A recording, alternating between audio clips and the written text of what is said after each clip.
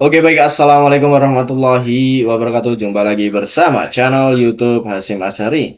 Terima kasih buat teman-teman semua yang sudah mengklik video ini. Semoga selalu dalam keadaan sehat walafiat tanpa kurang suatu apapun. Dan dimudahkan segala urusan dan dilancarkan rezekinya teman-teman. Ya, kali ini teman-teman kita akan menonton sebuah video seperti biasanya. Tentunya teman-teman semua jangan lupa like, comment, and subscribe ya. Baik, ya. Kali ini kita akan menonton video dari channel YouTube Trend Publika. Nah, videonya seperti apa dan judulnya apa? Pemimpin dan rakyat Malaysia mabuk lagu Indonesia. Mana ada Melayu Malaysia? Iya, mana ada sih Melayu Malaysia ya? Yang benar adalah apa? Sepertinya apa? Mari kita tanpa lama-lama, tanpa basa-basi tentunya teman-teman, sebelum kita tonton videonya, jangan lupa subscribe channel YouTube Trend Publika dan juga channel YouTube Hasyim Asyari. Oke, tanpa basa-basi langsung saja ke videonya.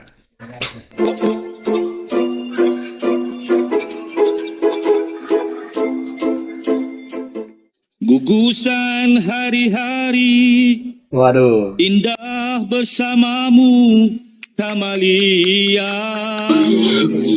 Ku berharap mendapat Lagu Indonesia. Cuma ada kamu. Dengan amat menyesal, kami harus mengatakan bahwa negara Malaysia sebenarnya tidak memiliki identitas yang jelas dan kuat. Waduh. Hal itu terjadi karena Malaysia sebenarnya sebuah negara bangsa yang gagal. Dan persoalan ini sudah disampaikan oleh seorang penulis Malaysia, Rustam Sani, yang ikut menggagas wawasan 2020 Malaysia, sebuah konsep kebangsaan di era Mahathir Mohamad yang juga telah kandas. Jadi Malaysia bukanlah negara bangsa, melainkan hanyalah sebuah negara yang dihuni oleh sejumlah bangsa seperti Melayu, Cina, India, dan rakyat Sabah Sarawak yang saling bersaing dan bertikai hampir setiap hari. Masing-masing bangsa atau kaum di Malaysia memiliki budaya dan bahasa sendiri.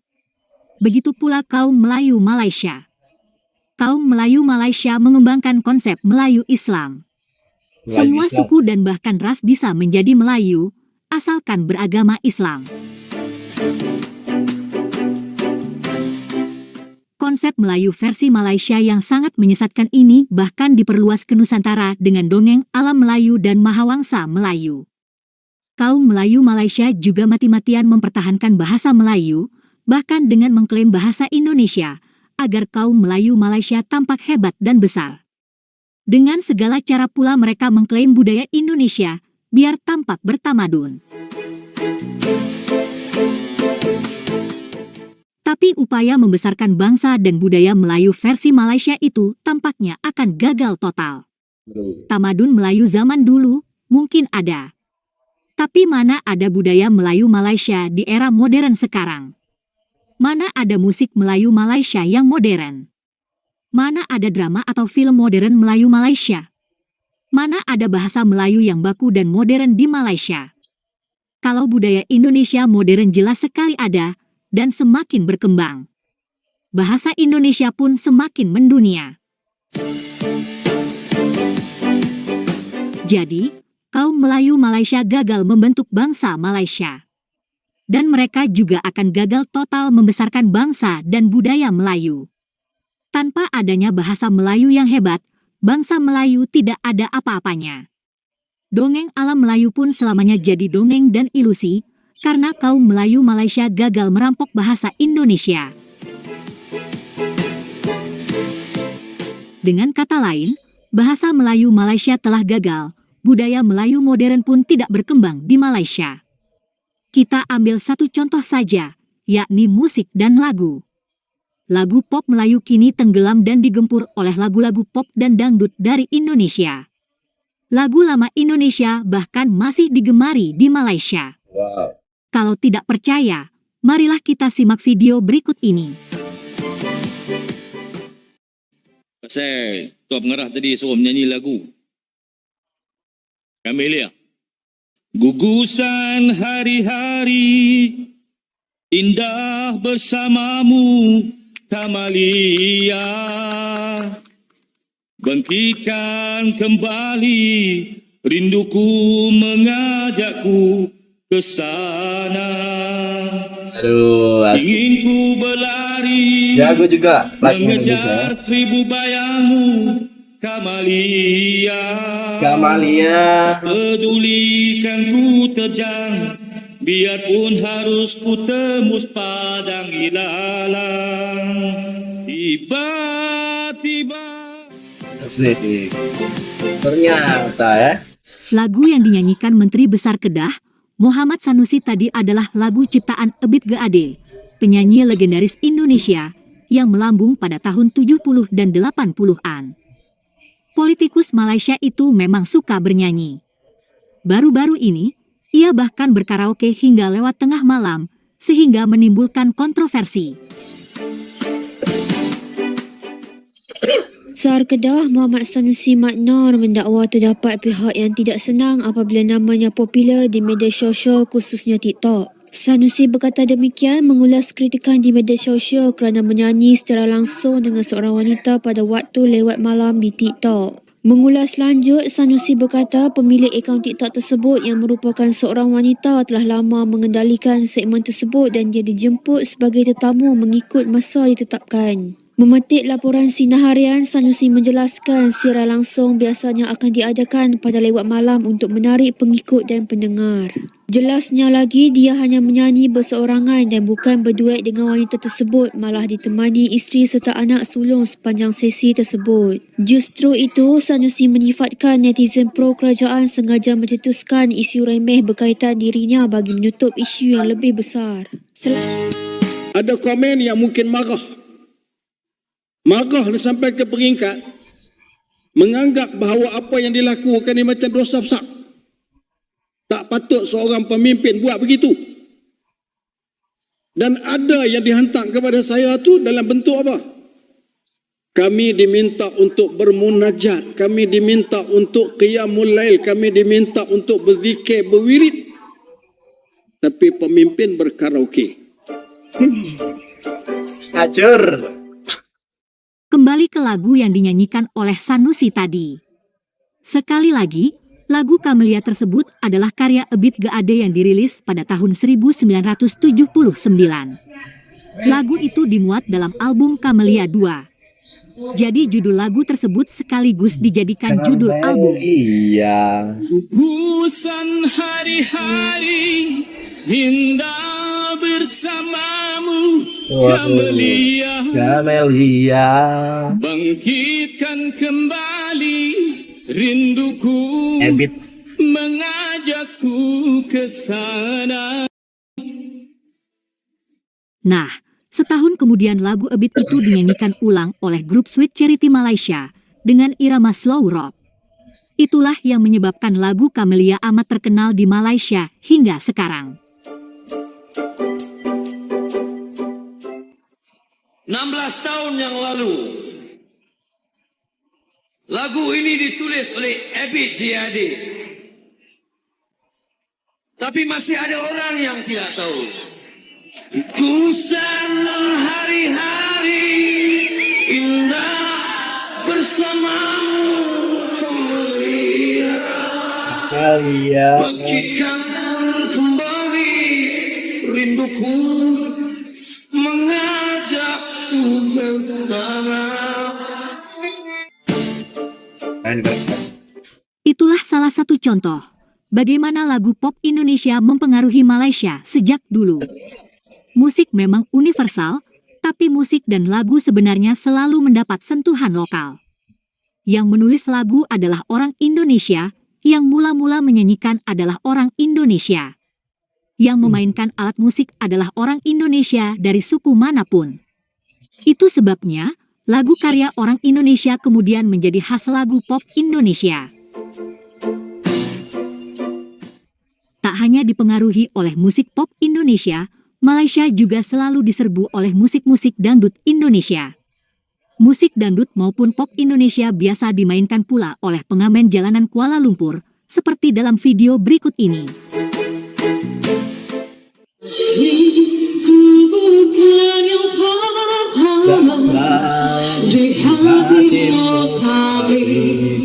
Cintaku terbaik, oh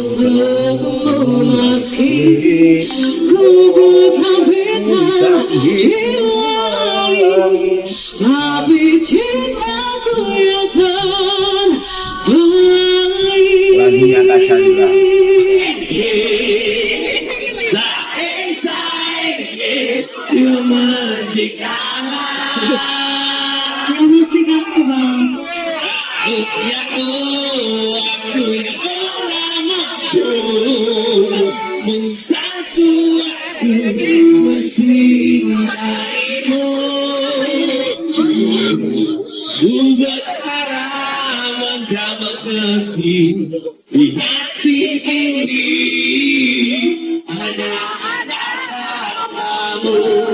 Kondoku melayang, teko kenari, garisan-garisan.